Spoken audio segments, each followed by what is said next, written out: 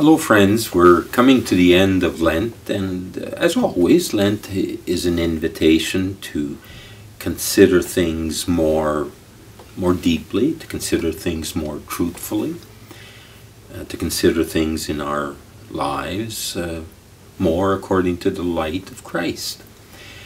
And also certainly this pandemic has given us, in some ways forced us, to think about certain realities more deeply, and how do we understand them, how do we navigate them. An example which has come to my mind from time to time is the whole question of rights, and the respect of rights, because in many ways this pandemic has it's been a limitation, if not even a loss of certain rights at certain times. I mean, we've heard the language, I'm free to live the way I want to. No one's going to tell me, so if I don't want to wear a mask, I don't have to. Nobody can, take that right of freedom away. Or we've heard it also in terms of the freedom of religion, the freedom of faith communities. We've heard the language, like, how can the government limit the church or the communities of faith in their practice of faith, in assembling? We'll do our best to keep it safe, but we have a right. And we've seen that the government cannot oppress us or limit us in that.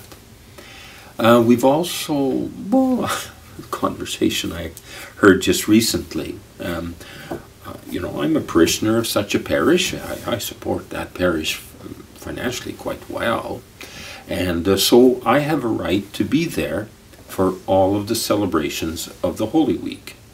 I have a right to that. And it's sure, we do have a right of freely choosing how our life will be lived, of discerning and seeing what's right, what's best, and choosing that. We have that right. We actually have that duty. The right of religion, the freedom of faith. That's true. No government, no movement can oppress that or try to eradicate it or to make it no longer on the public forum.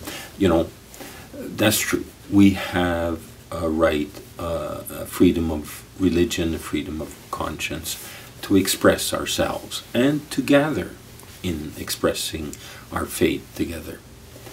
And yes, we, as a baptized Catholic, we have a right to the sacraments. We have a right to the spiritual services of the church, of the parish, of the pastor, for our spiritual well-being.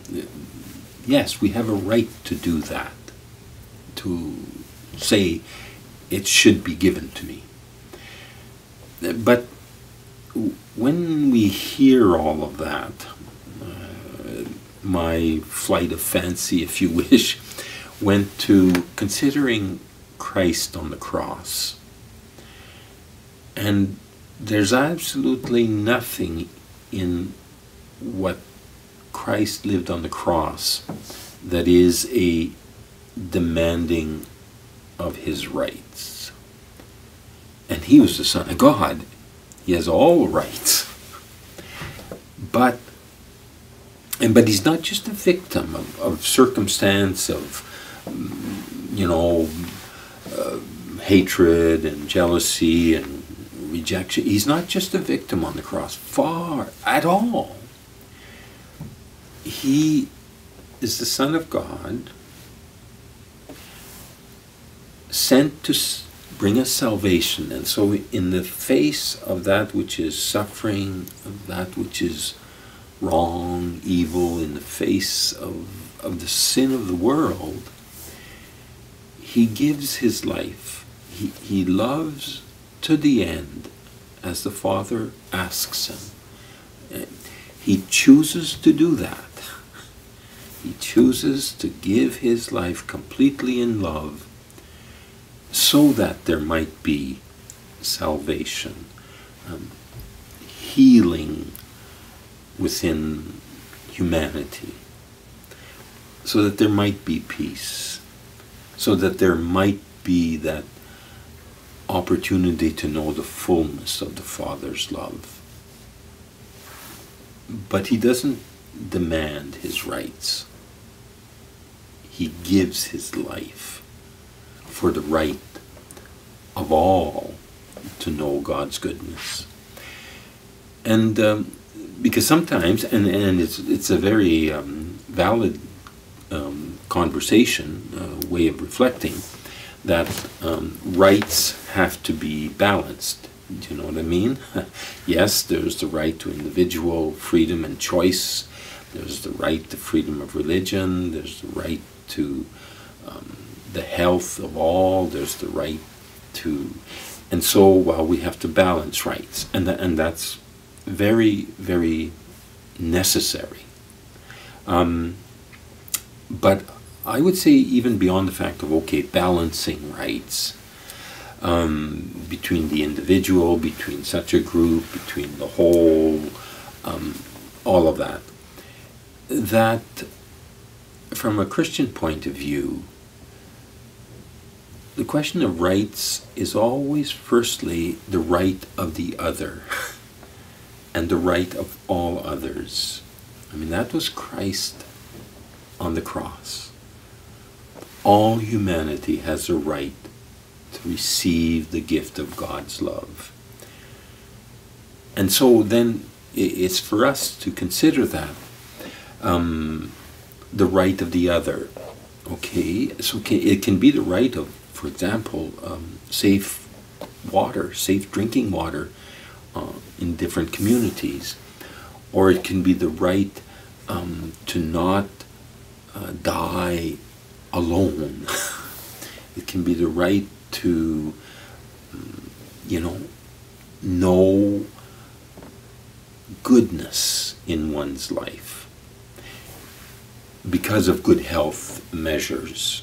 And so it's always the right of the other, the right of all others. That should be our first approach to it.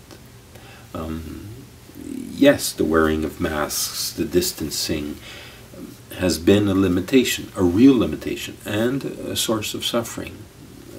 But also, who knows how many other people's lives, who knows how many possibilities of contagion were cut short because we chose to do it.